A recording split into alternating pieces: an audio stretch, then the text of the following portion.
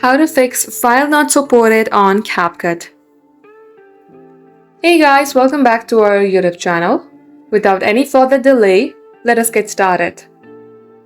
Launch your CapCut application first. So in CapCut, you can edit various videos and in various formats, including MP4. In case CapCut is showing that your video or file format is not suitable with CapCut, then here is what you can do to fix it. Launch any of your preferred web application. In my case, I'll be using Google Chrome. Here at the top search bar, type in Online File Converter. You will see various software that will help you convert your online file. Just open any of it, drop your file and convert it into the file format that CapCut supports. If you Google search what file CapCut supports, it will show you 3GP, FLV, MP4 and others, so make sure that you convert your files in these formats. And once it is so, your file will be converted and you can edit this in your CapCut.